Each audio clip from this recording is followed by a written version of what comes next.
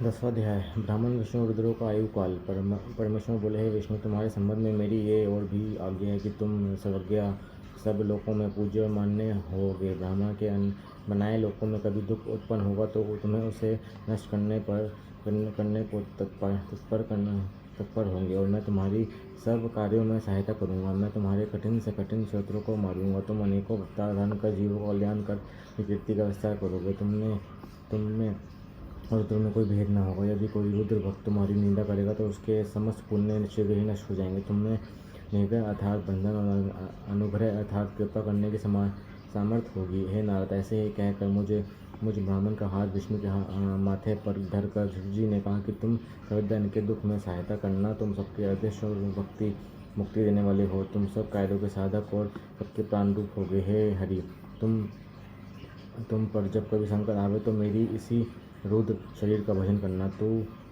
जो मेरा आश्रय लेता है उसके दुख अवश्य दूर हो जाते हैं। जो मुझ में और तुम में अंतर जानता है वह निश्चय ही नरक में गिरता है। अब इन तीनों देवताओं के आयुर्बल को सुनो। 4000 युग का ब्राह्मण का एक दिन होता है, और इसी क्रम से रात भी जानी चाहिए। 30 दिन का एक महीना और 12 महीने का एक वर्ष। इस प्रकार के वर्ष प्रमाण से ब्राह्मण की 100 वर्ष की आयु होती है। तो ब्राह्मण जी का एक वर्ष विष्णु जी का एक दिन का कहलाएगा, और वह भी इसी प्रकार के प्रमाण से 100 वर्ष जीवेंगे। तथा विष्णु का एक वर्ष रुद्र के एक दिन के बराबर होगा, और इसी क्रम से वह भी 100 वर्ष स्थित रहेंगे। तब सदा शिव के मुख से एक राक्षस उत्पन्न होता है, जिसमें उनके 21,000 के 100 और 600 दिन रात होते हैं। उनके 6 छवास और निश्वास का एक पल, 60 पल की एक घड़ी और 60 घड़ी का एक दिन रात होता है। शिव के उच्छ्वास निश्वास अर्थात भीतर भास श्वास लेने की संख्या नहीं है।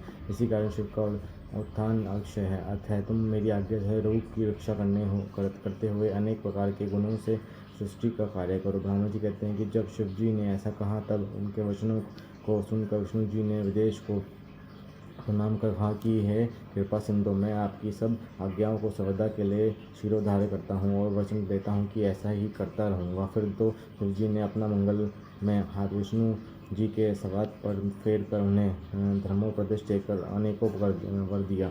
वो देखते देखते शीघ्र ही अनंत धारण हो गए।